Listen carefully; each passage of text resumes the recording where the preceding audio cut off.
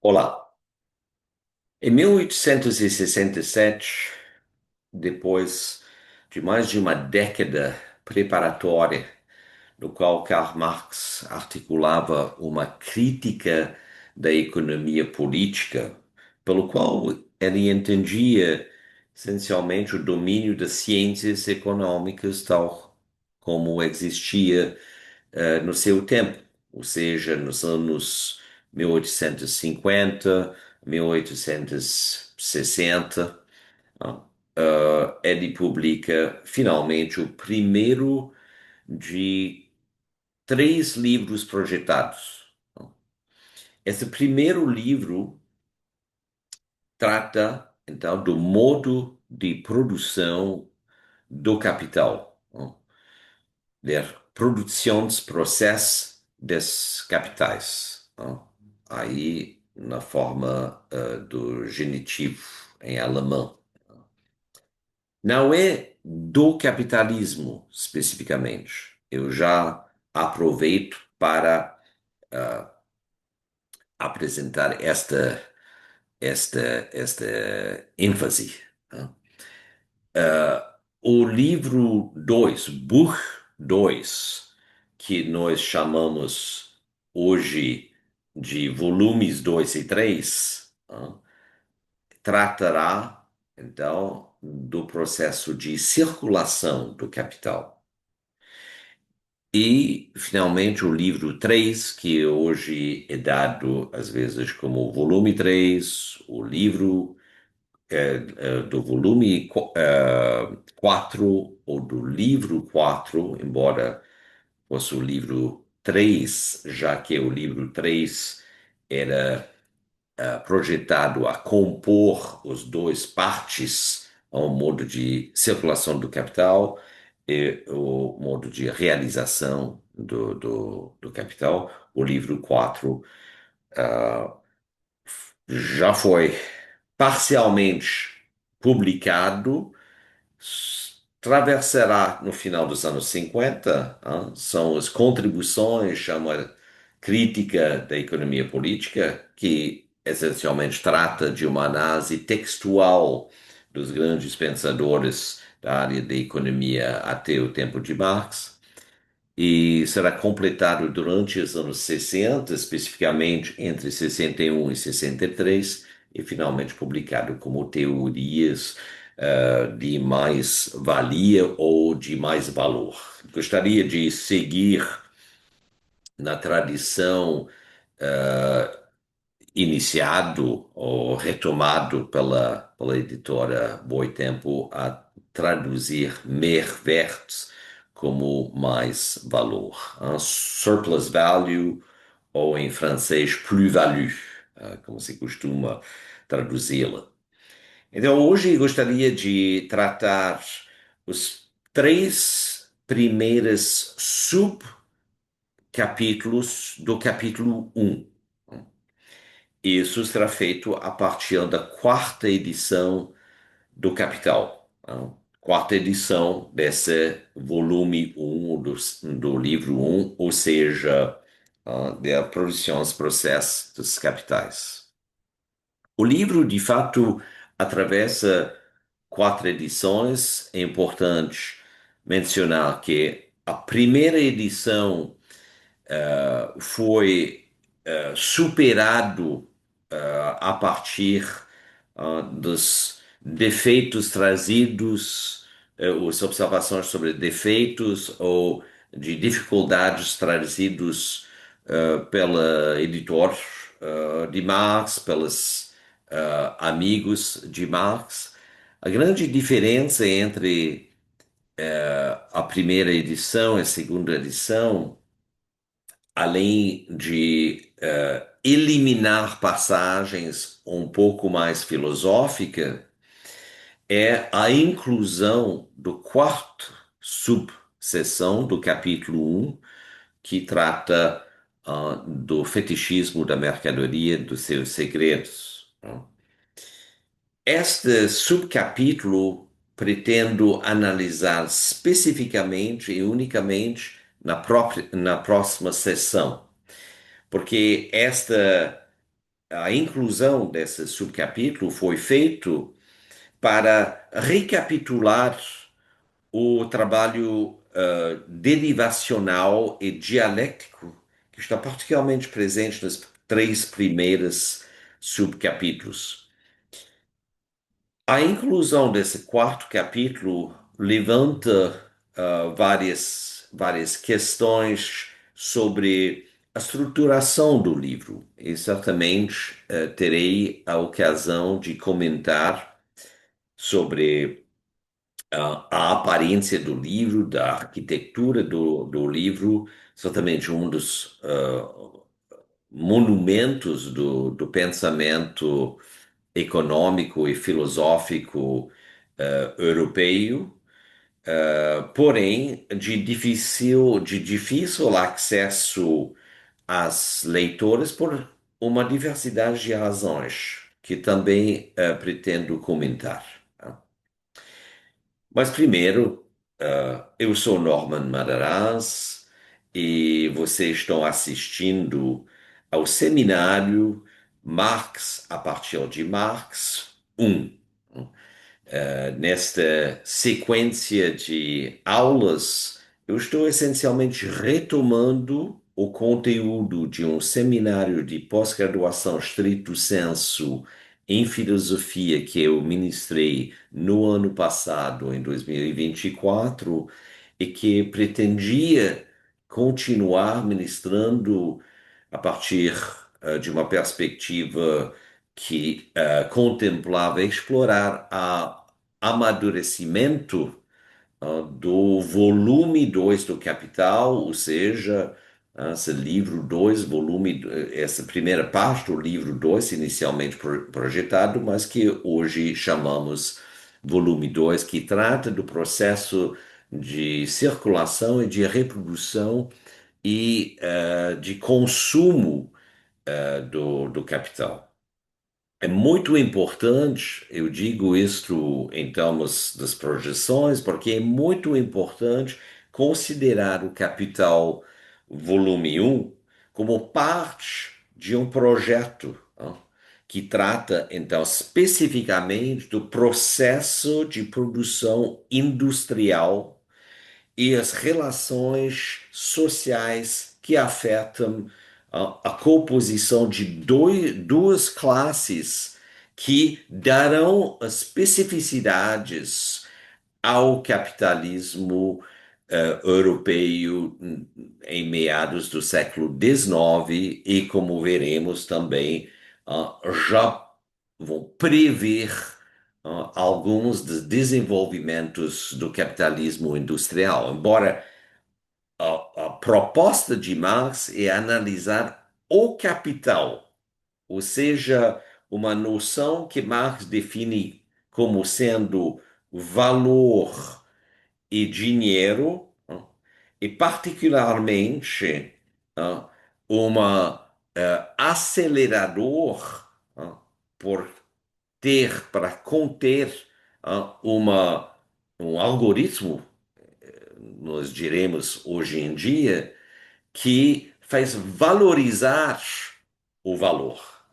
Então, é um processo de valorização do valor que parcialmente está vinculado à produção e à venda das mercadorias e, por outro lado, compõe ou demonstra uma tendência acelerativa na medida em que o capital portador de juros vai se encaixar nessa produção, nessa dimensão produtiva do capital, oferecendo então ocasiões pelo aparecimento e funcionamento e ampliação das bolsas de valores, a aumentar o lucro sobre capital investido.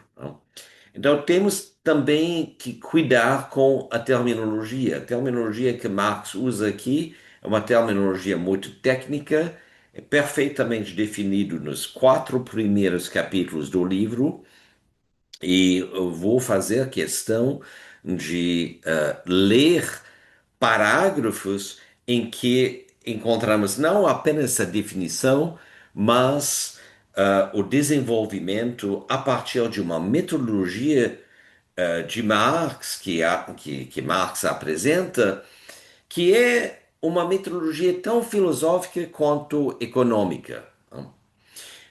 Certos comentadores da atualidade, e quero enfatizar também o fato que, como diferentes momentos de relações econômicas no contexto geoeconômica e geopolítica internacional vão determinar a maneira em que esse texto foi compreendido e continua sendo compreendido a partir de outras perspectivas hoje, né? Então, eu vou citar várias comentadores, analistas do texto de Marx, sempre a partir de um engajamento mais científico que ideológico em torno do texto. Isso diz respeito tanto em relação aos detratores do método econômico marxiano, vamos o chamar assim, quanto, evidentemente, dos próprios marxistas que mal conseguem ser encaixados numa categoria só. Então, ao expressar os bem-vindos aos ditadores do Brasil Paralelo ou dos institutos von Mises, Ludwig von Mises, que, no caso, passam ou parecem passar muito mais tempo obcecado com o socialismo do que envolvido numa apresentação clara e distinta da base do modelo econômico desenvolvido pela escola austríaca de Ludwig von Mises e de Friedrich Hayek.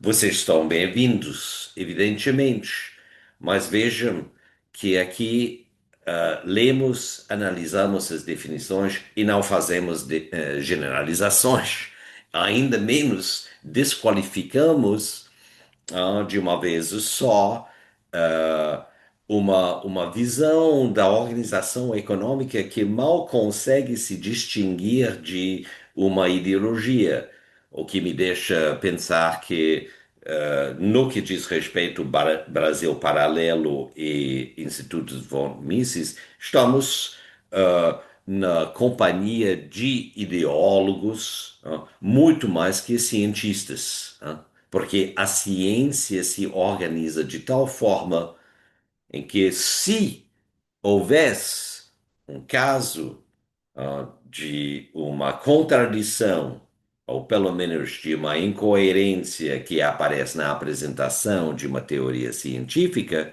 então os interlocutores teriam a ocasião de levantar objeções, formular refutações e tomar o tempo de ser escutado por todos que fazem parte da comunidade.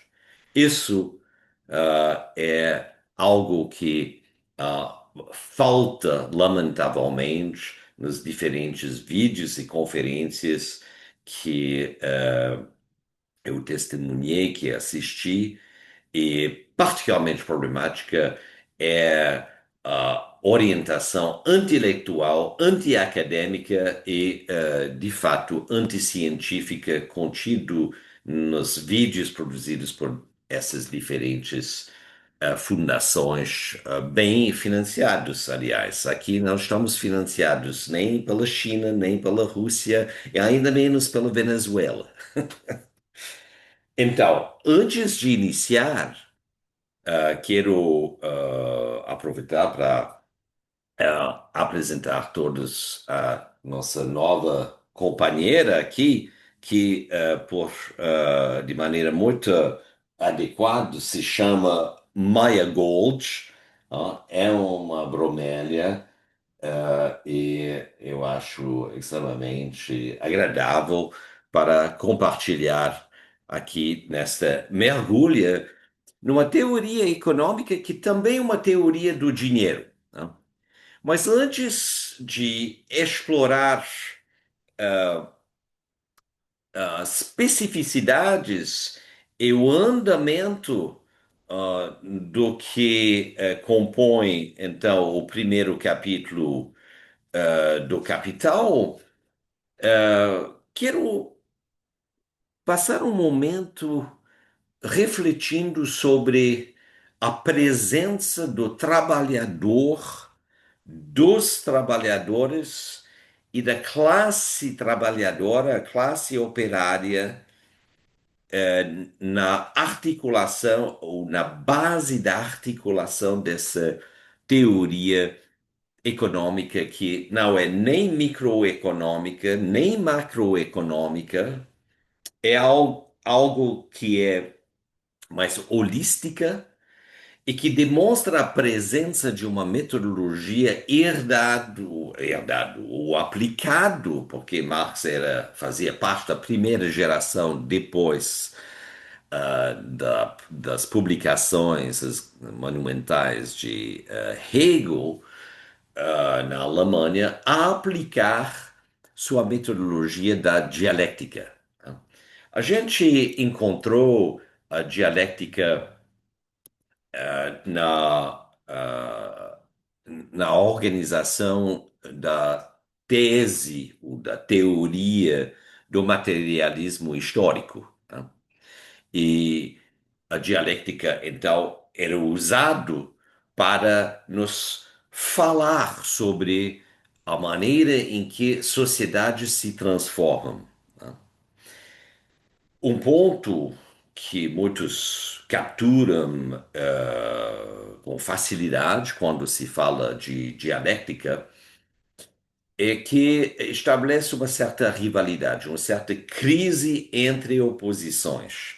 Mas não é tão simples, né? A dialética, e por isso quero passar 2 ou 3 minutos explicitando a terminologia associada a essa metodologia, fala em termos de totalidades, né? Então, quando nas ciências econômicas marxianas enfatiza-se a importância de pensar a partir de classes e não apenas a partir de indivíduos, embora nada contra, né? Nem Marx, certamente, e, sobretudo, distinguir o capitalismo por ter sido construído a partir da concessão dos direitos inalienáveis a partir da doutrina de direito natural aos indivíduos num estado de direito, né? Porque o trabalhador, na medida em que ele possa fazer ou compor uma classe, o fez como ser livre, né, em termos das suas opções de escolha. Porém, por destino, como certos costumam falar, ou por nascimento, ele se encontra desprovido, ó, de uma quantidade de propriedade privada que está disponível aos outros dentro do escopo do Estado do Direito liberal, né? De qualquer forma, as duas referências históricas e econômicas em termos de sistemas funcionais são, na obra de Marx, são a Inglaterra, a França e muito pouco a Alemanha, porque a Alemanha ainda em metade, em meados do século XIX, não estava no processo de desenvolvimento que tomará no final dos anos, ou em meados dos anos 70. Então, isso é um ponto que eu levantei na última vez, dizendo como foi o próprio Bismarck, o chanceler alemão, que introduziu a ideia de um socialismo de Estado, que o governo bolchevique vai aplicar sem, incluir, evidentemente, a base jurídica pelo qual se proibia a atuação de partidos socialistas, né? Isso é a grande mudança entre esses dois momentos. Mas nos inícios, a Revolução Russa não proíbe a propriedade privada. Então, temos uma estruturação que, em muitos sentidos, é feito em tempo real, faltando de bases suficientes para prever como ah, a economia antigamente czarista, feudalista e baseada sobre servidão, dos trabalhadores, principalmente agrícolas, poderia de fato crescer em grau de industrialização e em produtividade, né? Mas o que acontece de fato nos anos 30 é que a União Soviética ascenderá a ocupar a posição de segundo mais produtivo econômica do mundo, medido conforme o PIB nominal, a produção interna bruto. Posição essa que ela perderá durante os anos de invasão e de violência horrífico exercitado pela Alemanha nazista, entre 41 e 44, mas ao fim do qual retomará de maneira extremamente impressionante, mesmo tomando em consideração a perda de mais de 25 milhões de seus cidadãos, as armas de um exército unido e composto pelos diferentes aliados fascistas da Alemanha nazista, incluindo a Hungria, a Bulgária e a Itália. A União Soviética ascenderá a ocupar a posição de segundo maior potência econômica até o final dos anos 70. Então, ocupando essa posição por mais de 30 anos novamente. A China não era o primeiro economia socialista em que o sistema financeiro era submetido à planificação, planejamento organizado por meio de ramos do governo sob controle do Partido Comunista.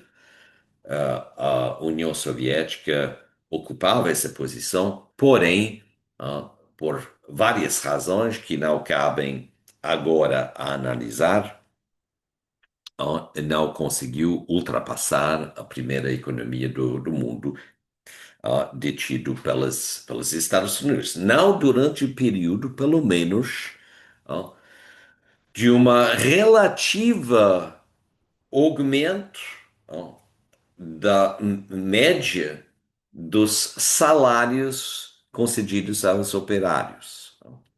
Então, quando lemos um comentador da obra de Marx, é muito importante a sair dessa ignorância contemporânea, no qual, particularmente a partir de comentadores brasileiros, temos a impressão que não aconteceu nada na história, tá?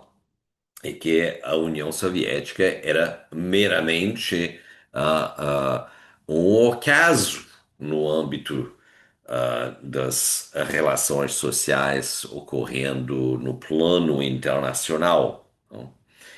É bem possível ver nos anos 50, 60 e até dentro dos anos 70, talvez até o meado dos anos 70, a contra-exemplo trazido às teorias da exploração em Marx, da fórmula da exploração em Marx, baseado sobre o fato que se podemos dizer que o capitalismo não reduz e nunca reduz a taxa de exploração, mas que a exploração, que é uma fórmula algébrica estabelecida por Marx, que coloca em relação o mais valor e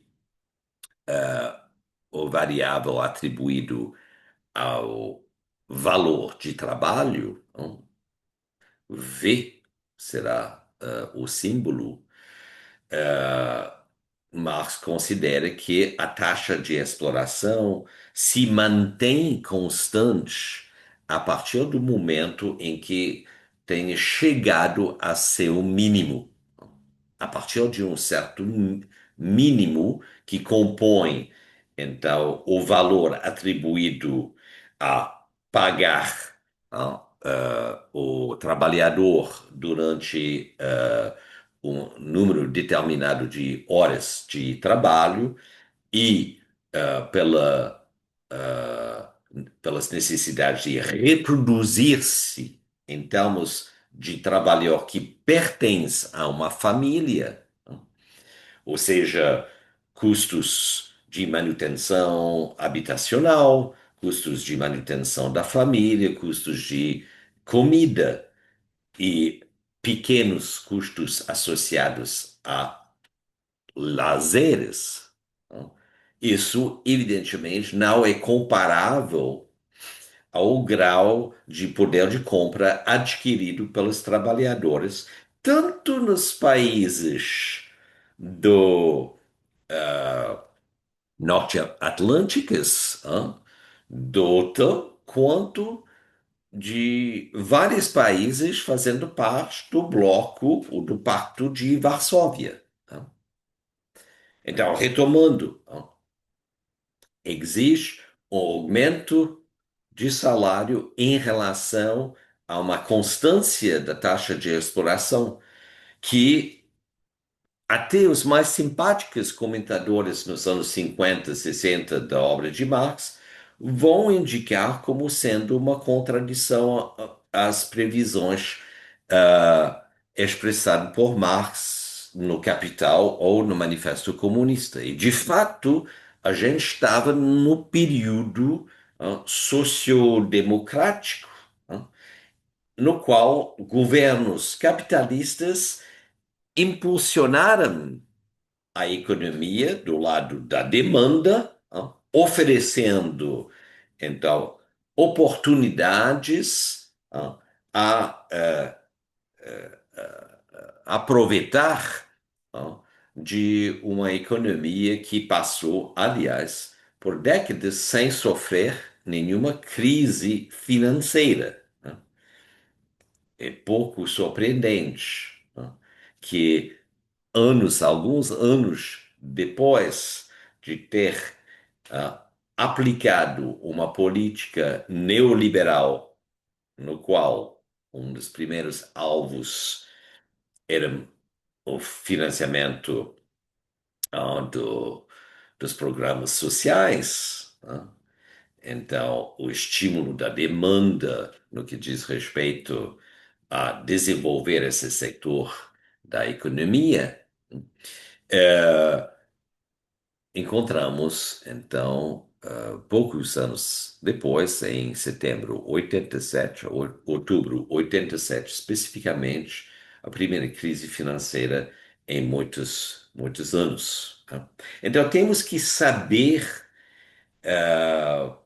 como um comentador e uma crítica contra a teoria econômica marxiana se articula, senão estamos trabalhando num plano do idealismo, e nem do idealismo de Hegel, um idealismo vulgar, que não fez distinções no modo em que diferentes economias vão se adaptando às condições de conflito entre, se quiserem, ideologias, entre o capitalismo e o socialismo. Então, isso é uma parte, né? Isso é uma parte aqui da ignorância contemporânea que eu estou levantando e comentando no fundo de de um foto feito por Sebastião Salgado, o grande fotógrafo brasileiro que infelizmente nos deixou alguns dias atrás, no dia 23 de maio. Sebastião Salgado, um dos mais importantes fotógrafos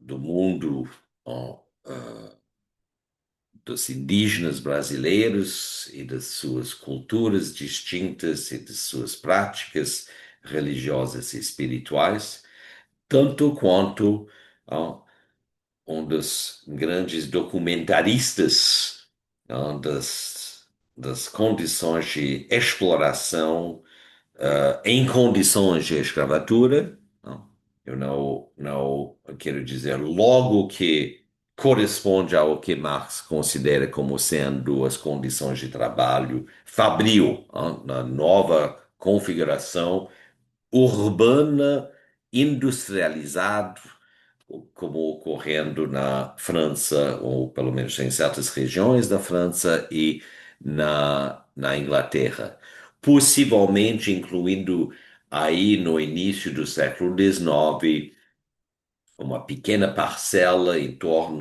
volta da cidade de Nova York e da cidade de Montreal, na América do Norte, nos inícios da Revolução Industrial, da primeira Revolução Industrial. Mas gostaria também de sugerir, não, que a obra de Marx, por mais que colocamos seu pensamento, como devemos fazer a partir das normas biográficas pelos quais um pensador nasce, vive, produz e depois falece, no século XIX, apresenta um grau de pensamento que seríamos bastante equivocados a pensar que temos alcançados. Não? Existe uma grande dificuldade não, a ler certos textos de Marx.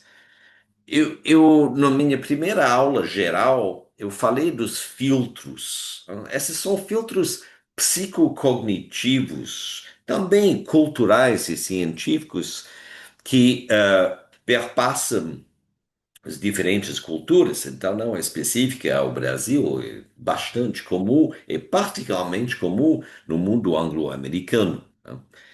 Ou seja, Marx escreve, e particularmente escreve o Capital, como parte da filosofia alemã, de filosofia germânica, se quiser, mas de filosofia da língua alemã, ao qual devemos associar certamente o Hegel, Nietzsche, Husserl e até Martin Heidegger. Certos textos de Immanuel Kant também, além da sua voluminosas subdivisões e ramificações, devem ser incluídos, embora em determinados momentos Kant é um pouco mais, digamos, vai diretamente ao ponto, não? E evita tratar daquilo que vai particularmente interessar Hegel, Marx, Nietzsche, Heidegger e Husserl, de certa forma. É colocar, ou seja, é colocar em relação a dimensão dos aparecimentos, a dimensão empírica daquilo que nós chamamos a realidade, com uma dimensão que às vezes os franceses vão chamar o real, mas vão chamar o real a partir de uma introdução ao pensamento de Hegel, feito por Alexandre Kojève, ó, numa quase lendária seminário dado à École Pratique des Hautes Études, no Sorbonne, nos anos 30. Né? Eh, ou seja, a dimensão do não aparente. Né? Marx vai trabalhar a partir dessas duas dimensões, por isso também é tão difícil associar uma teoria a Marx. É absolutamente equivocado de considerar que Marx é mais um teórico, não, do valor trabalho. Não. Marx é uma crítica da teoria do valor trabalho. Não. Então, nesse sentido, não se pode desqualificar a abordagem de Marx feito no Capital para cartografiar, para mapear especificamente o modo em que esse conceito, essa categoria, esse ente pouco humano, aliás, humano, chamado capital, nas suas nas relações com os humanos produzidos, vai estabelecer num sistema de produção de riqueza, né? Mas também, como Marx vai bem mostrar, de pobreza. Né? Isso, aliás, são os dois componentes da lei da acumulação do capital que eu comentarei em breve. Então, o que Marx vai fazer em termos de procedimento crítico? Ele vai pegar um conceito, por exemplo, o conceito de valor, né, com o qual ele inicia, aliás, a discussão no capítulo 1. É o valor até Marx, né, essencialmente uma noção mais geral, mais fundamental em termos de um modelo explicativo, né, da dimensão das qualidades e das normas que compõem o âmbito cultural, o social, em contradistinção àqueles dados quantificáveis que são expressados a partir da natureza como fenômenos naturais, seguindo uma série de irregularidades que se prestam a ser compreendidos e calculados em termos previsionais pela matemática, por diferentes modelos, particularmente da álgebra, e que são chamados fatos a partir da perspectiva societal. Né? Fato e valor são os dois grandes determinantes de campos que vêm separando a filosofia por dentro, a dimensão dos fatos se prestando cada vez mais a compor as áreas das ciências naturais, as ciências técnicas, as ciências que são suscetíveis a ser traduzidos numa linguagem matematizada, necessitando uma parametrização cada vez mais estreita do campo da análise fenomenal. Por outro lado, temos o campo, né, delimitado por normas ao invés de leis, né, em que a lógica dedutiva não é tão operante que no domínio da filosofia natural, ou seja, o futuro ciência natural, e que necessita, então, o uso de lógica indutiva e até de lógica dialética. Então, quando Marx aborda o conceito de valor, ele está recebendo um conceito que está percorrendo o âmbito do pensamento científico europeu já há mais de um século. Mas capturado dentro do âmbito do capital, o que Marx vai perceber é que essa noção precisa ser desdobrada. E não é uma decisão dele em termos de interferência. Isso é o que se percebe, ou seja, ah, como ele escreve no início do capítulo 1, a riqueza das sociedades onde reina o modo de produção capitalista aparece como uma enorme coleção de mercadorias. E a mercadoria individual como sua forma elementar. Nossa investigação começa por isso, com a análise da mercadoria. Então, ele delimita muito claramente que ele está interessado a analisar o modo de produção capitalista, estabelecer o que é sua especificidade e ver na produção de mercadorias, mas também na circulação das mercadorias, o objeto que lhe interessa, e é o passo de dizer a mercadoria é, antes de tudo, um objeto externo, uma coisa que, por meio de suas propriedades, satisfaz necessidades humanas de um tipo qualquer. A natureza dessas necessidades, e se, por exemplo, eles provêm do estômago ou da imaginação, não altera em nada a questão. Então, aqui não é questão de saber de onde vem a- a- essas necessidades. Tampouco se trata aqui de como a coisa satisfaz a necessidade humana, se diretamente como meio de subsistência, isto é, como objeto de fruição, ou indiretamente como meio de produção. Toda coisa útil, e aí vem a palavra-chave, como ferro, papel, deve ser considerado sob um duplo ponto de vista, ou da qualidade e da quantidade, fato valor. Cada uma dessas coisas é um conjunto de muitas propriedades e pode, por isso, ser útil sob diversos aspectos.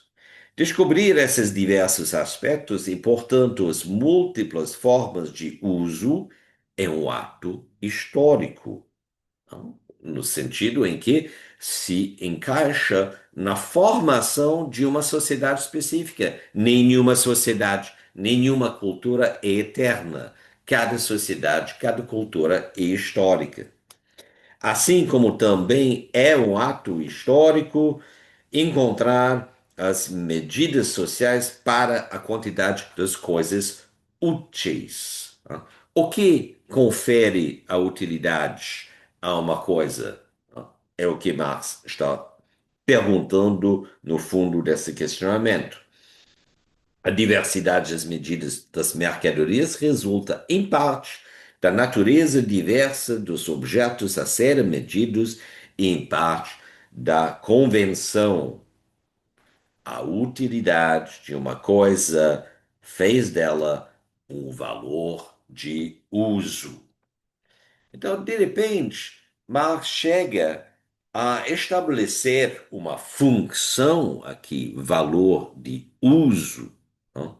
Que pode ser, como outros filósofos o fizeram, comparados ao grande descobrimento de Nietzsche no que diz respeito à verdade. Nietzsche vai introduzir também a ideia que a verdade possui uma utilidade. Ela se torna nas sociedades burguesas, né, judeu-cristãs, usando a terminologia dele, né, um objeto que contém um certo desejo a possuir por representar vantagens no âmbito de se colocar em posições mais dominantes na ordem social, nas relações sociais. Né? Então, O valor aqui não é só o valor, não tem uma definição fora da história, não tem uma essência que é definida por meio a priori. É uma noção que é composta pela determinação de sociedades a partir da análise, dos objetos que adquirimos, que são representados como tendo uma certa utilidade. Mas não, Marx não para ali. Ah, Esse questionamento de onde vem, então, a utilidade específica no campo em que circula-se o capital. Mas que este valor de uso também representa um certo valor de enriquecimento. Como chegar então a esse ponto? Bom, é chegar a ver que o valor está atrelado, mas isso nada é misterioso no âmbito da economia clássica, economia política clássica, nem das teorias ou das filosofias de direito liberal. Não? Locke, por exemplo, sendo a primeira referência. Ou seja, para que o objeto adquire a utilidade que fez daquele artefacto natural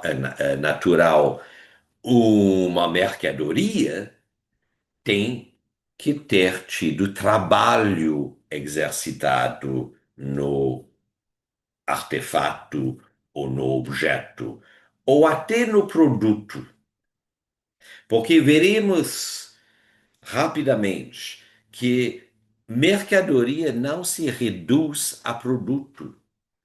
Mercadoria, um dos componentes da mercadoria, certamente é o produto que adquirimos em termos de possessão de propriedade privada, depois de ter comprado meu iPhone é meu.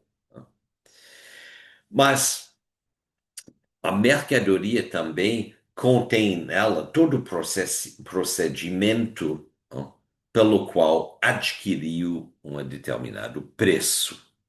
Porque o que distingue a economia capitalista, estritamente falando, agora, a partir dos meados ou até do início do século XIX, mas nas zonas em que se ampliou também em termos de um mercado em que produtos diversificados e cada vez maiores em número são trocados por meio de oferta e demanda.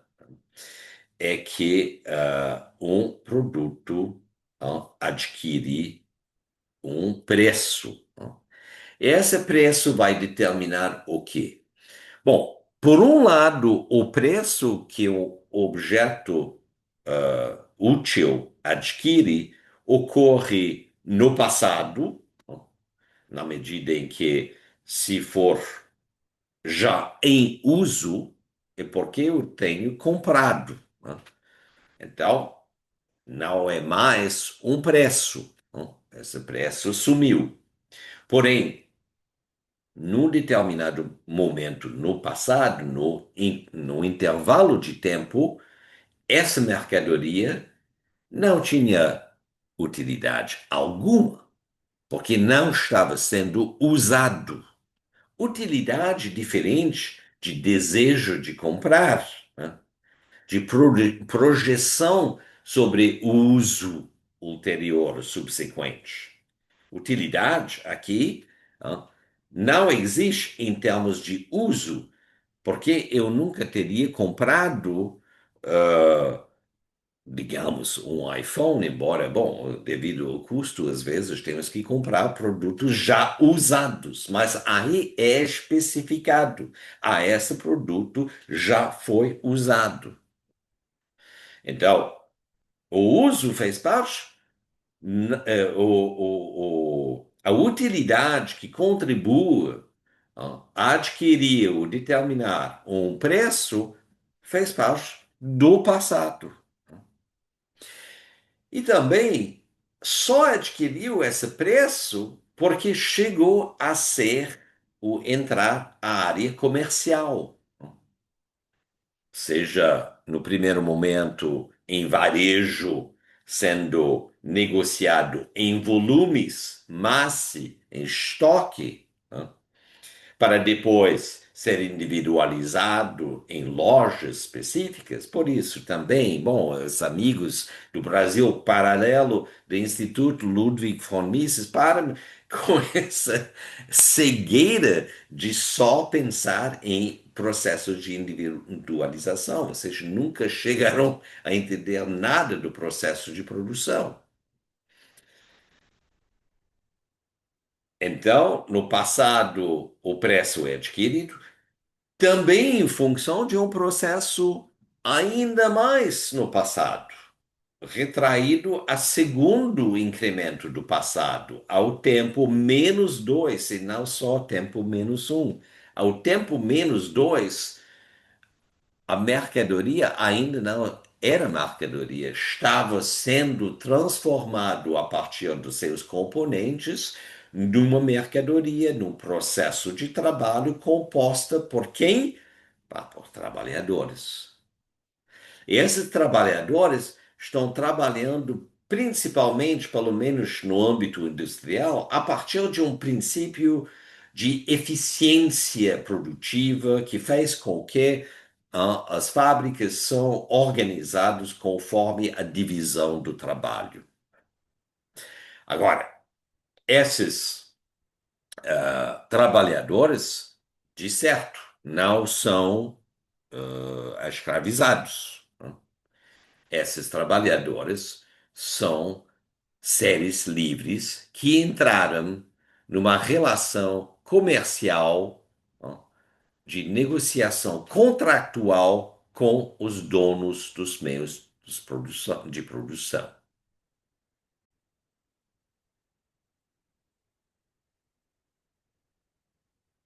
E nesses dois incrementos ulteriores de tempo, encontramos dois índices do valor fundamental a integrar. Vamos começar pelo primeiro, T-2. Estamos no âmbito do trabalho. Aí o trabalhador, obviamente, não contribui seus esforços sem querer e sem esperar uma compensação salarial. Ele trabalha na base também de máquinas. Então, as máquinas preexistem a chegada do trabalhador. E dinheiro, em outras palavras, já gasto pela dono dos meios de produção. É capital, o dinheiro morto, se quisermos, ou seja, já gasto e parte do funcionamento dessas máquinas que Marx vai denominar ou simbolizar o capital constante, se calcula em função daquela energia que é transferido a produzir a mercadoria, que em termos concretos atribuídos à máquina é o dispêndio e o uso e o gasto da própria maquinaria, né?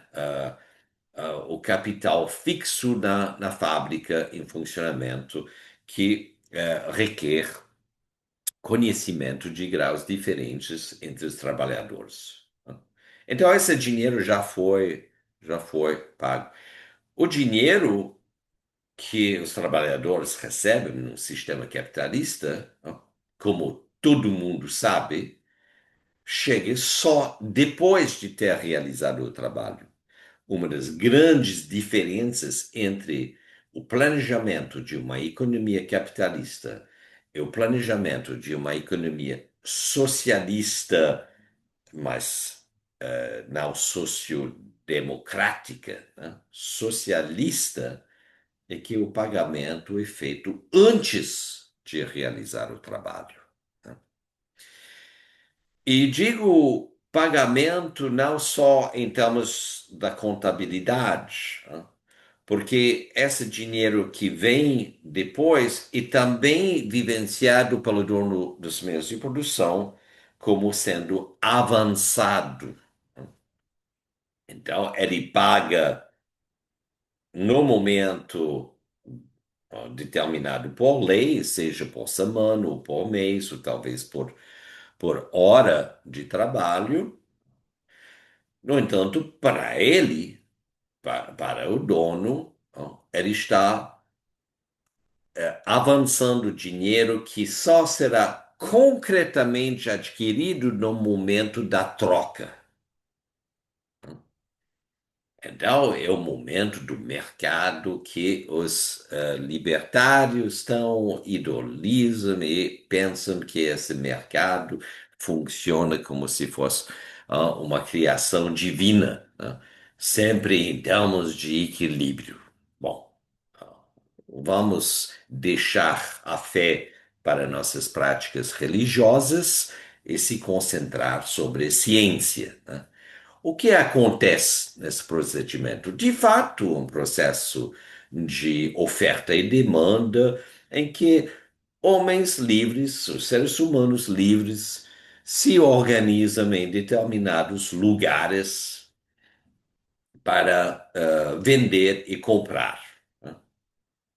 Então, nesse processo, existe também uma determinante que faz com que não é possível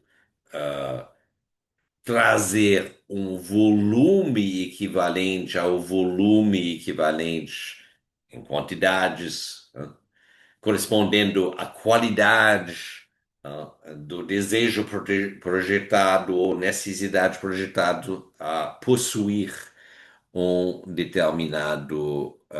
determinada mercadoria. Então, o que temos é a equivalência geral, ou seja, uma mercadoria específica que funcionará como equivalência entre esses dois componentes irredutíveis, que são possivelmente fio, algodão, ou já casacos e iPhones, ou óleo, ou comida qualquer, seja a mercadoria. O dinheiro, então, vem exercitando esta função, ou seja, o que exercita essa função é chamado dinheiro, que remete a uma mercadoria designado e reconhecido por todos os agentes ativos nessa relação social a ser subsequentemente usado também para comprar outra coisa. É uma equivalência geral entre todas as coisas que obtém um valor de uso decorrendo do valor da produção da mercadoria que é expresso como tempo socialmente necessário a produzir a mercadoria, é o que Marx vai chamar simplesmente de valor, né? E a sua equivalência em termos de preço é apenas proporcionado pela troca efetivo transformado em dinheiro que o intermediário provavelmente vai ah, receber no momento da venda, ou compra e vice-versa. Então, de repente, temos três polos.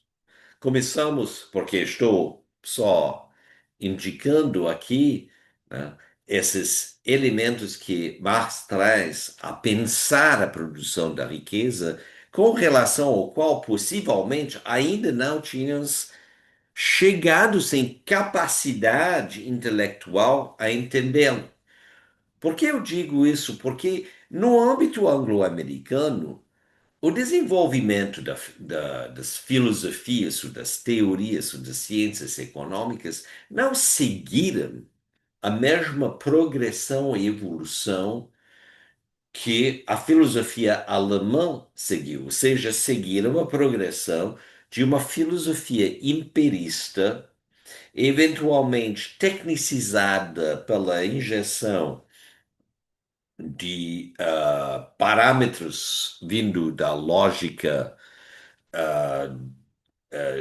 proposicional, aplicado a analisar a linguagem e a lógica a partir da determinação dessa noção de conjunto, a partir de teorias de conjuntos, que permita, então, circular entre as diferentes áreas da matemática sem pressupor que, bom, na geometria se usa figuras, sim, mas é essencialmente o número, os números naturais que estão presentes, os números racionais e às vezes os números irracionais, como o pi, por exemplo, na teorema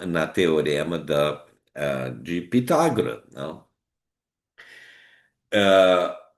Então, aqui existe a equivalência. Dinheiro, enquanto tal, não é visto como valor, pelo menos não a partir dessa perspectiva. Então, temos três, né?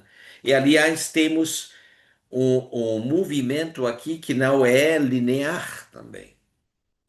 Não é bem circular, né? É um movimento recursivo, seja em feedback, em loop, né? Que fez com que o dinheiro avançado para pagar o trabalhador é adquirido só no momento da troca, então efetiva, não, o pagamento dispensado pelo dono dos meios de produção e compensando, em termos de equivalência ou não, o que foi gasto sobre o trabalhador. Isto era apenas um exemplo, mas me serviu também para ingressar na primeira secção do primeiro capítulo, que trata da noção de mercadoria, para mostrar como Marx também vai nos apresentar uma teoria do valor que pode ser visto, pode ser pensado a partir de três perspectivas. Uma perspectiva em termos de substância, uma perspectiva em termos de magnitude, de grandeza, uma perspectiva em termos de forma. E essas três perspectivas se atrelam às determinações que acabei de fazer em termos de mostrar que, para entender a teoria crítica atribuído ao valor ou aplicado a decompor dialeticamente a noção de valor, precisamos pensar não indo para frente, idealizando um processo, como fazem nossos amigos libertários sempre, né? Oh, vamos no mercado, vamos nos entregarmos às leis da oferta e demanda, né? E o que conta, afinal das contas, não é o trabalho, não é o salário gasto, isso já foi gasto. O que conta agora é quanto ah, chegaremos a lucrar pelo processo de troca. A competição é o termo que veio esconder, ocultar as relações trabalhistas e a luta de classes, aliás, que fez parte do processo de produção.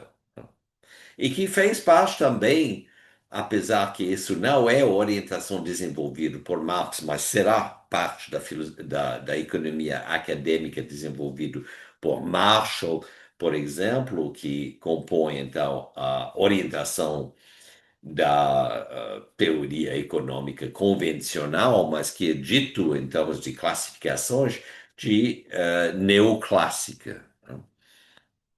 Que é competição, a base é livre, free enterprise, empreendedorismo obviamente, a capacidade que o mercado tem para regular as diferentes dimensões envolvidas na troca, no qual nossos amigos libertários certamente concedem que a pobreza é um dos efeitos da troca, mas sem explicar por quê.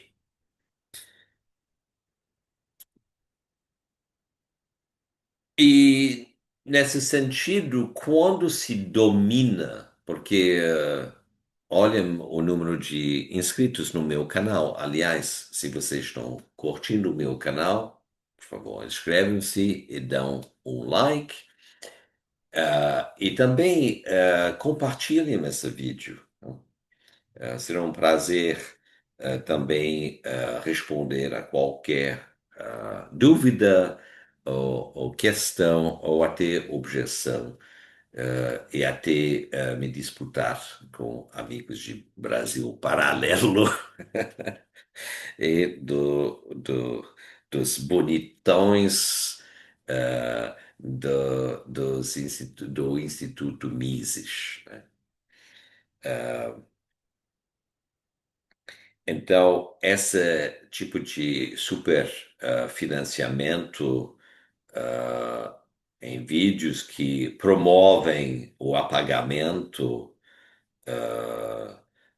um pouco histérico, vamos admitir, né? O apagamento de teorias socialistas compõe nosso campo que, infelizmente, está prosseguindo em prol a um fechamento.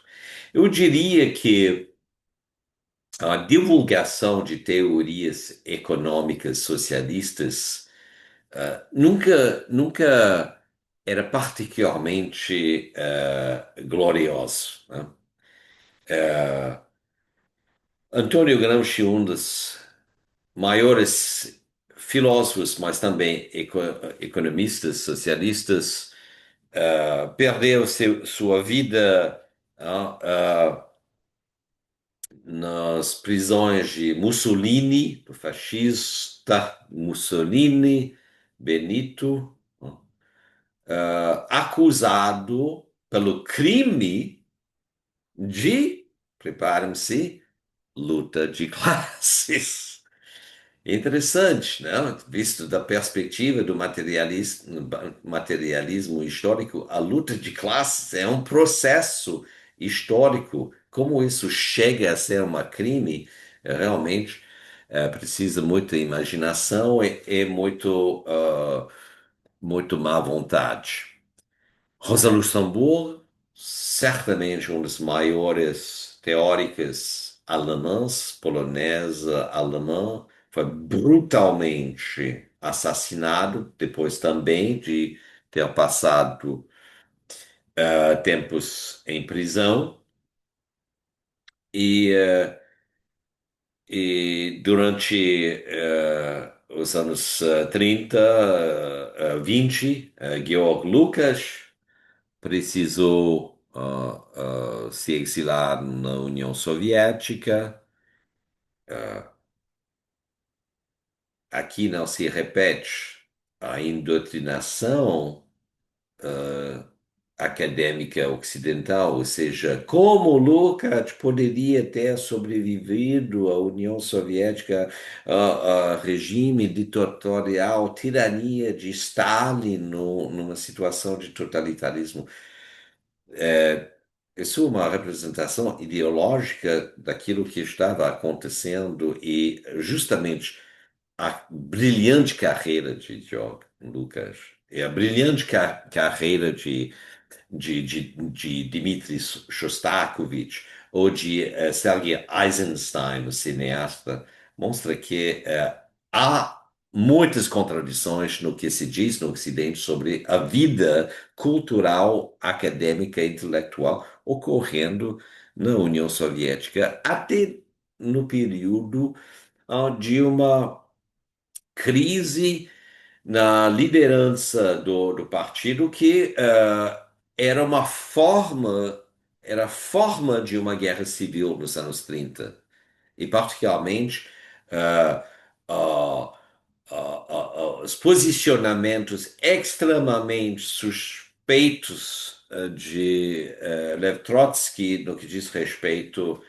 ao funcionamento da União Soviética, às vezes buscando se aproximar de Hitler e dos nazistas para derrubar Stalin e depois assumir a liderança do Partido Socialista na Rússia depois de um complô se realizar no qual a Ucrânia teria passado às mãos da Alemanha. Lembrando que ah,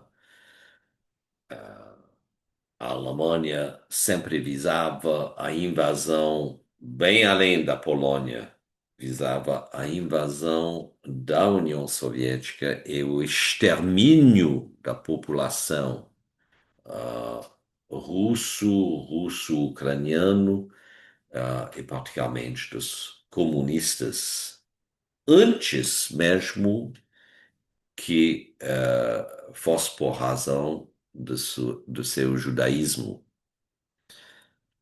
Então, mas aproveitamos nesses últimos 15 anos de um retorno do trabalho científico sobre a obra de Marx e está novamente entrando um período de perseguição de visões econômicas que estão concentrados essencialmente a pensar a produção da riqueza a partir dos meios de compensação oferecidos aos trabalhadores. E esses meios de compensação oferecidos ah, se denomina salário. Mas para que Marx não faça uma raciocínio circular naquilo que o trabalho, ou seja, a força de trabalho, contribui a produzir, ele vai ocupar uma posição, novamente voltando à sua desconstrução da ideia de valor, ele vai ocupar uma posição no qual o valor estabelece um plano de circulação contínua, embora a partir de formas diferentes, da progressão incremental de um determinante que contribua a produzir não só mais mercadoria, mas lucro. Apesar de tudo, o capitalismo se afirma como sendo um sistema econômico, talvez não ideal, mas pelo menos muito funcional, para fazer crescer o lucro, pelo menos para aqueles que detêm, que possuem os meios de produção. Marx quer estabelecer a perspectiva meteorológica a partir daquilo que o trabalhador fez. E por que não? Sem o trabalho, sem especificamente o uso no âmbito de valorização salarial da força de trabalho, que é vendido, literalmente, pelo trabalhador em formas contratualizadas, e, portanto, reificados, voltando a ser o trabalho e não a força de trabalho, que é um termo especificamente marxiano, é o que nos permite viver. Mas como prosseguem mudanças não só no plano nacional, e por isso a perspectiva marxiana é sempre internacional, tanto para examinar a luta de classes, tanto para examinar os processos de decolonização, de guerra contra a colonização, quanto também a organização do modo de produção. Porque o que estamos vivendo hoje, mas também tinha ocorrido nos anos 60 no Japão. O que estamos vivendo hoje, é o resultado de um deslocamento, né, da classe operária em sua maior volume fora do âmbito central produtivo das economias capitalistas, ou seja, Estados Unidos, Canadá, França, Inglaterra, um pouco menos a Alemanha, né? A Alemanha não se precipitou a deslocar a sua capacidade de produção industrial. Hoje, a pressão exercitada na Alemanha, particularmente pelo crescimento inflacionário de custos de energia, forçou várias empresas alemãs a se deslocar, mas não para a China, né? Porque a razão pelo qual houve aumento de custos de energia não era para promover a Alemanha a capacidade de produzir a menor custo, sendo abrindo usinas na China ou no Vietnã ou na Ásia, mas para os Estados Unidos. Então, o que o governo Trump está defendendo em termos de trazer de volta a capacidade produtiva industrial dos Estados Unidos diz respeito a compensar pelos danos criados no seu organização econômica, embora, bom, tem toda uma questão atrás também que precisa ser discutido, mas o enredo que ele está desenvolvendo, particularmente, ele mais que o Scott Bessent, seu ministro da Economia, é que houve um deslocamento dessa capacidade produtiva e, bom, isso significa que precisamos trazer de volta, porque agora os americanos estão pagando demais para os produtos de importação que não compensa pela política inicial que permitia, porque todo o processo de lei, de legislação, que permitia esse movimento em prol a economias com taxas de ou custos de mão de obra muito reduzidos, né?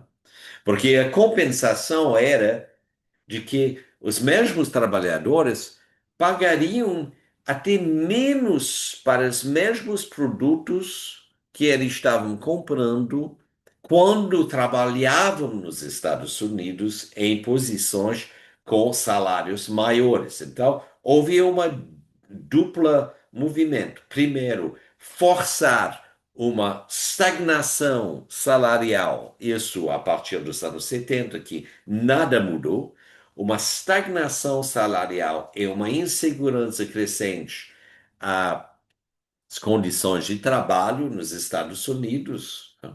Precarização é um termo que começou a ser usado uns 10, 15 anos atrás, né? Mas, em compensação, os produtos de consumo, de necessidade, pelo menos, iriam decrescer em preço.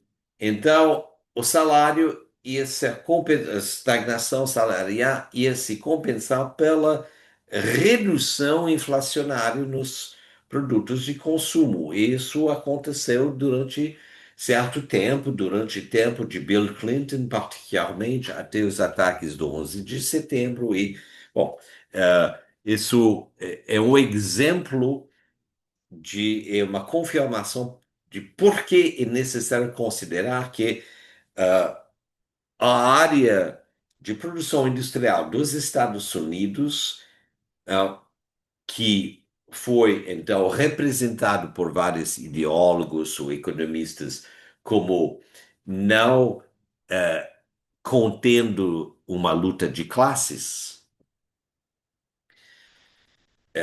e que necessitava, então, analisar o capitalismo como tendo chegado a um ponto de eficiência e de relativa enriquecimento da população, em sua maioria, foi coerente na medida em que a grande massa dos operários, eu não digo com seus correspondentes em termos de corpos, mas a classe operária mudou-se para a Ásia. Então, o trabalho, a perspectiva do trabalho é fundamental, né? E se vocês não me acreditam, pelo menos vocês podem me acreditar em Rihanna, porque, bom, ela é muito mais confiável que é um filósofo, né? Muito mais seguidores que é um filósofo. Aqui temos a primeira edição da publicação do Capital em russo, uma edição mais recente em chinês. Porque o Capital será lido, não, pelos russos, pelos soviéticos, pelos chineses e particularmente pelos economistas trabalhando nesses campos. Uma caracterização do fechamento e da força,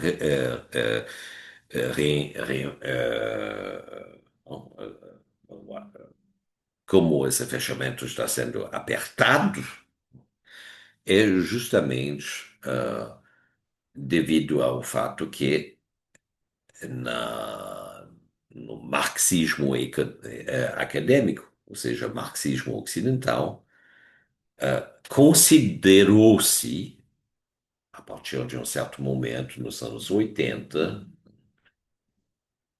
mas já presente nos anos 60, de que, ao se focar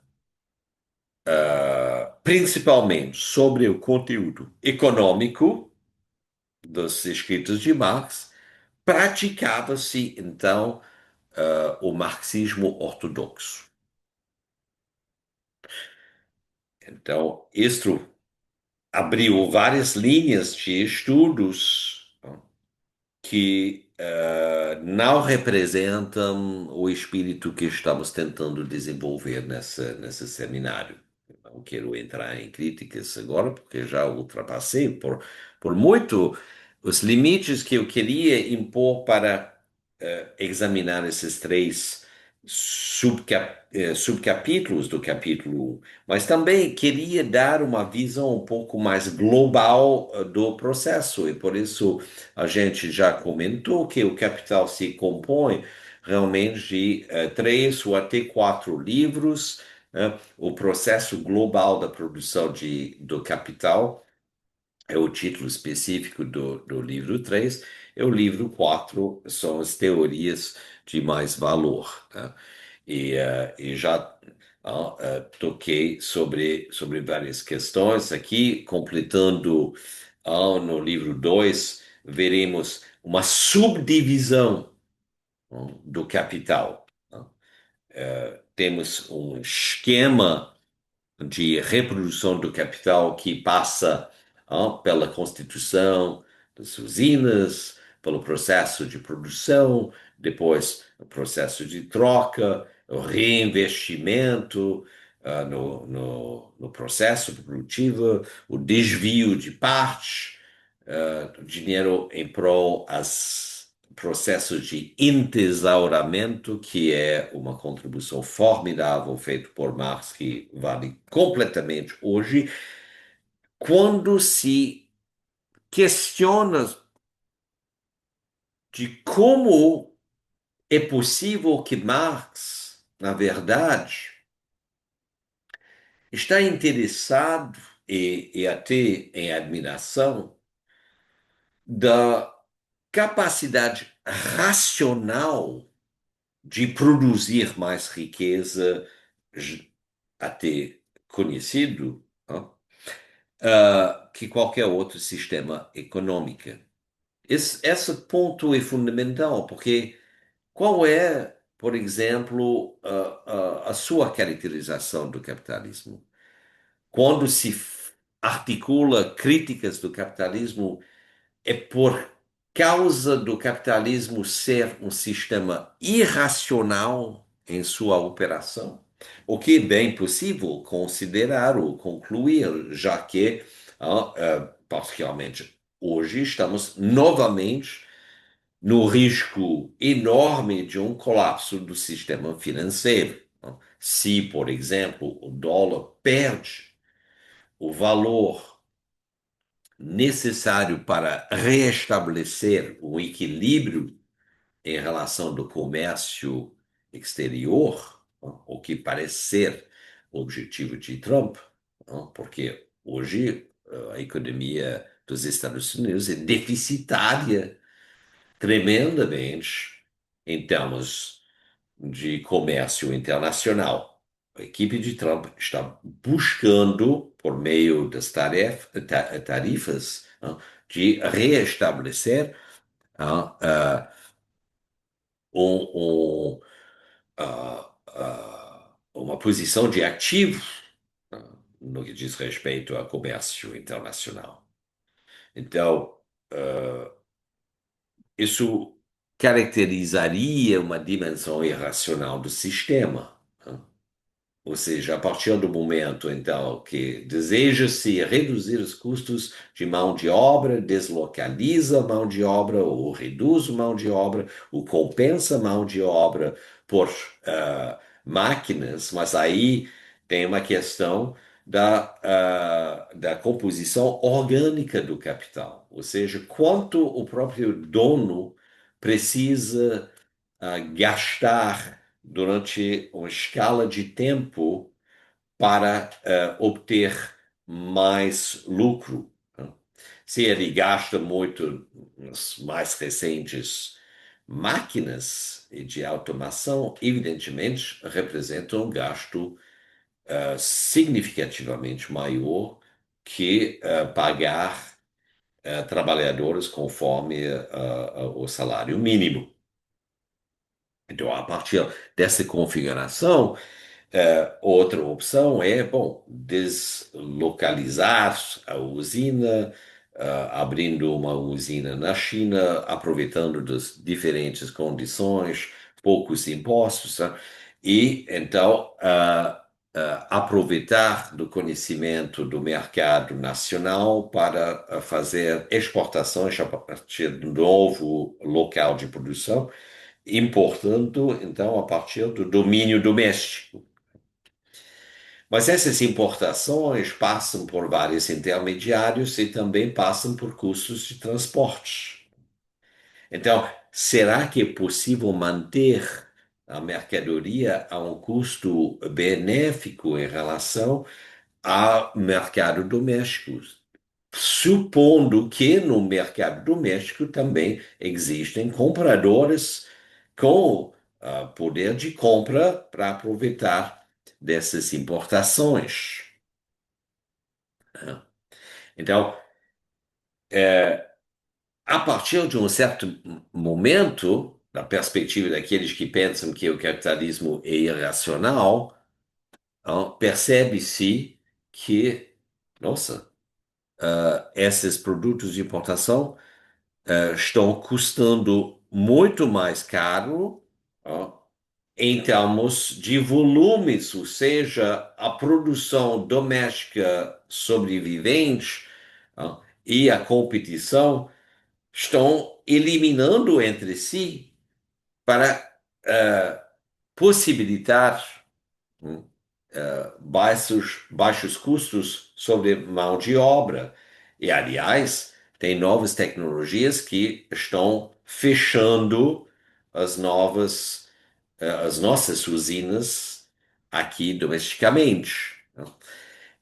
Então, essa rede de relações certamente é sistêmica, certamente. E por isso temos aqui um sistema em movimento, aliás, do capital. É isso que interessa Marx. E por isso o Capital é um livro tão impressionante para a área da filosofia, porque a filosofia tem uma tendência a se tornar inerte, imóvel.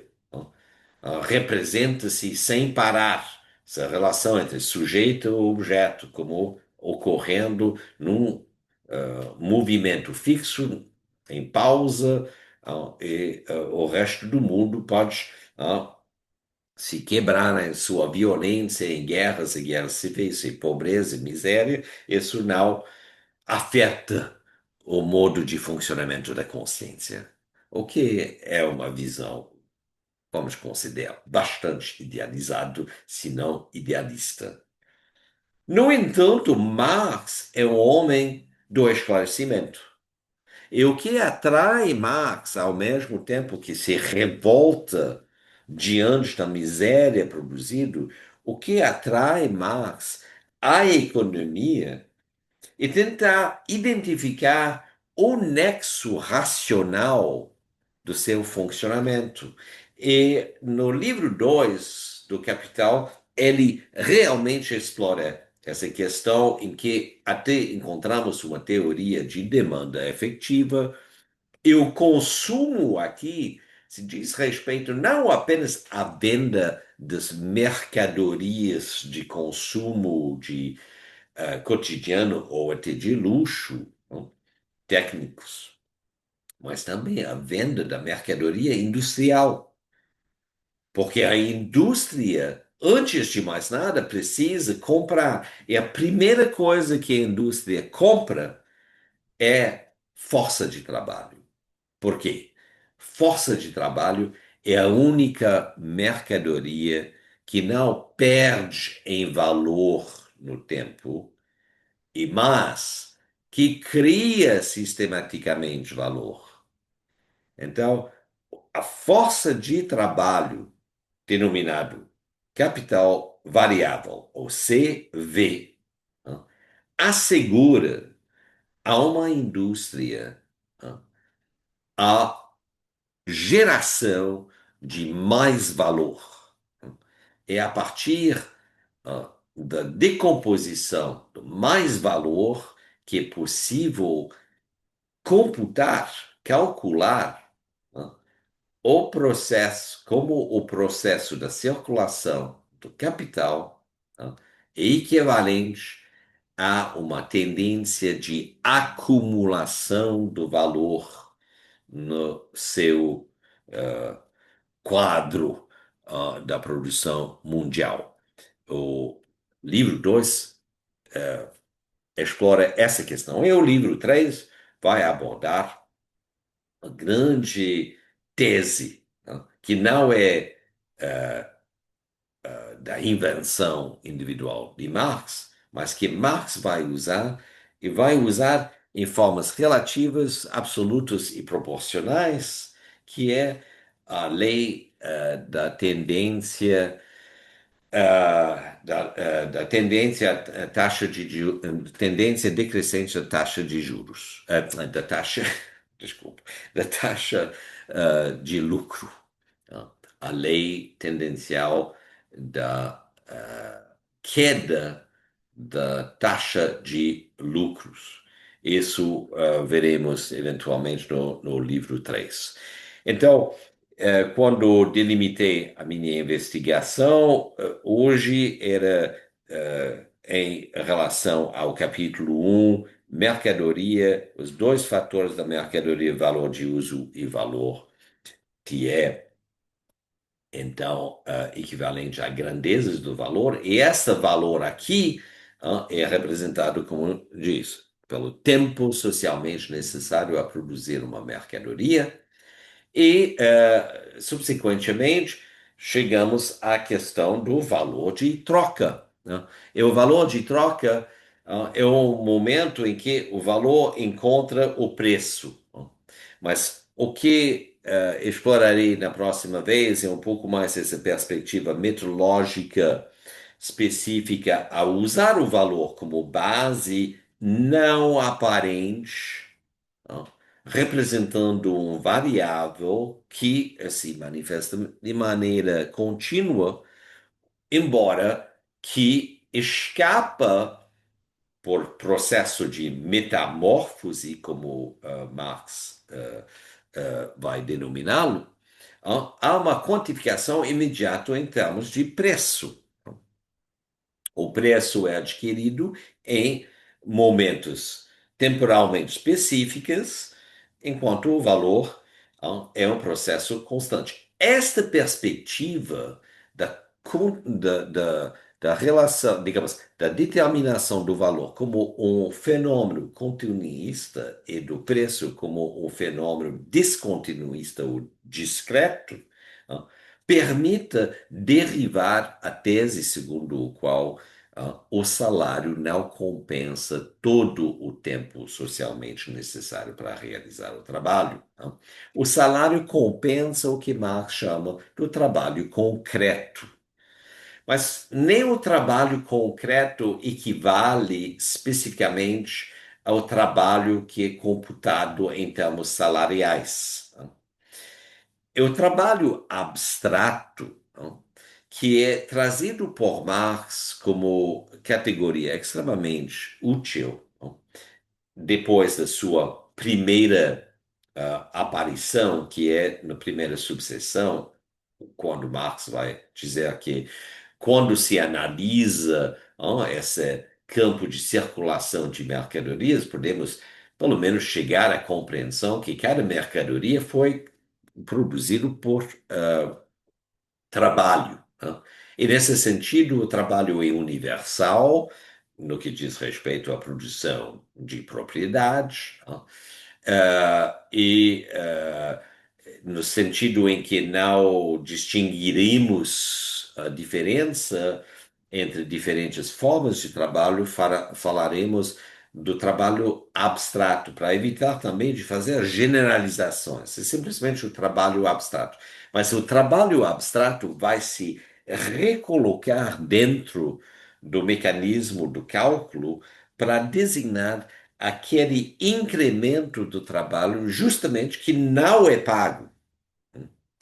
E em função de designar esse incremento, Marx vai derivar a noção de mais valor. Mas essa noção será derivada só nos capítulos ulteriores. Eu vou terminar aqui a nossa apresentação inicial do Capital, e como vocês estão vendo, tem uma quantidade de material extremamente empolgante a discutir. Eu, na próxima sessão, pretendo apresentar a quarta sessão do primeiro capítulo, então, a inclusão de um subcapítulo a partir da segunda edição do Capital. A terceira edição do Capital remete a, às transformações realizadas por Marx no processo de traduzir o Capital para a língua francesa. E a quarta edição é a inclusão dessas partes a partir do francês por Engels depois do falecimento de Marx. Então, conversaremos mais também sobre a organização dessa arquitetura significativa e, e como uh,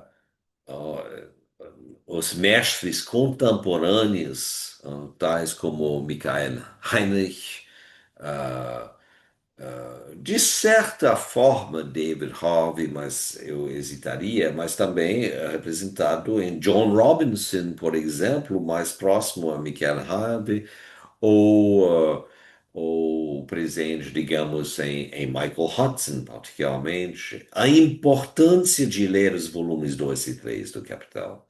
O Capital, historicamente, como documento, como livro, bem entendido, era o corresponde ao livro um. É o livro um é uma obra literária também. É uma extrema ah,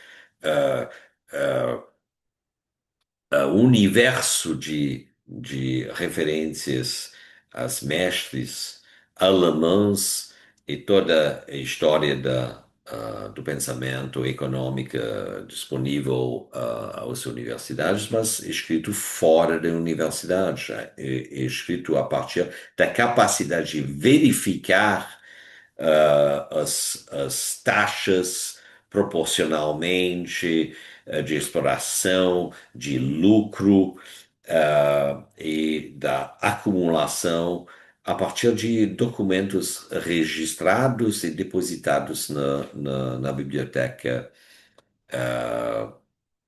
da britânica, da British Library, onde Marx trabalhava e a partir de quais documentações ele teve a, a possibilidade de verificar essas teses. Mas a próxima vez quero ver o quarto subseção para entender exatamente o que ele quer dizer do fetichismo da mercadoria.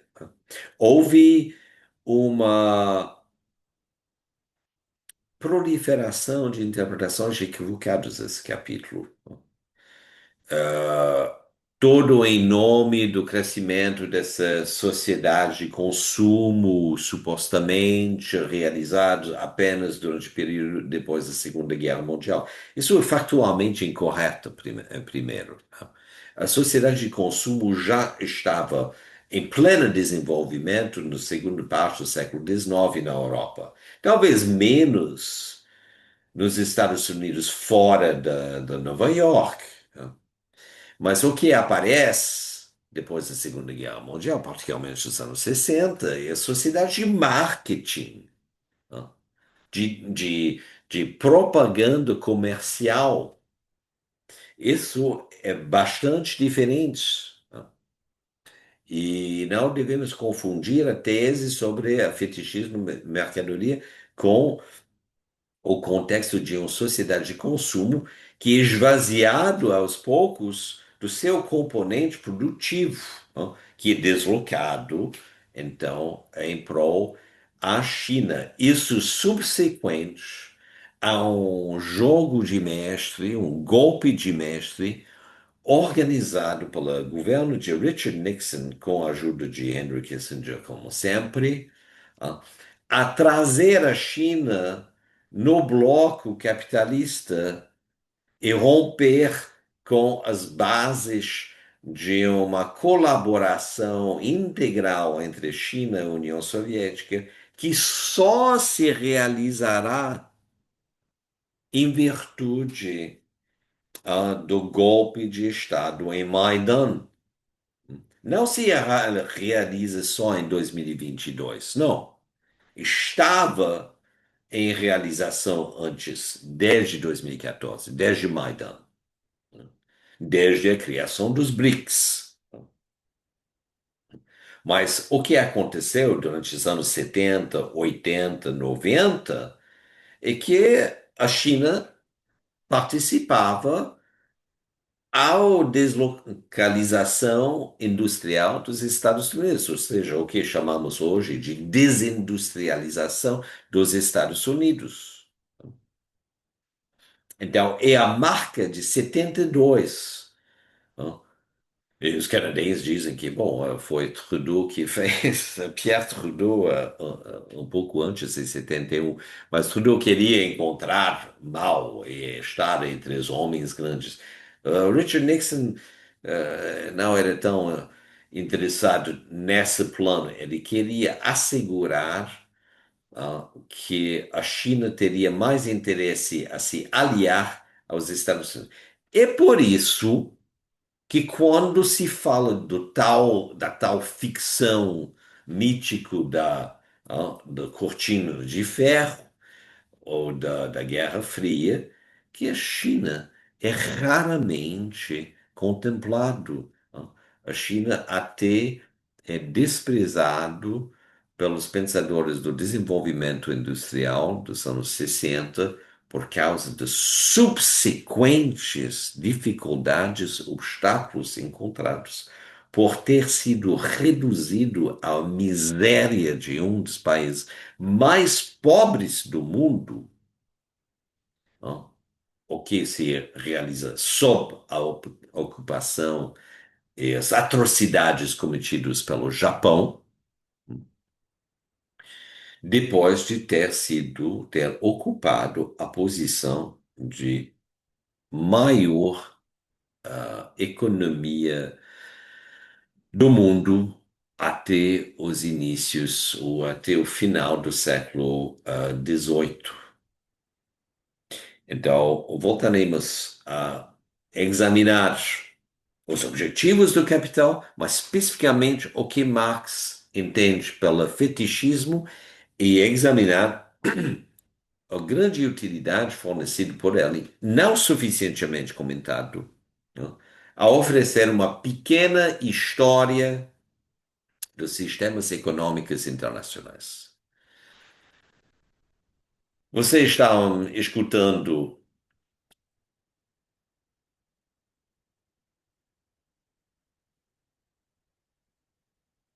geoeconomia, ou seja, a cansaço, cansaço se encontra.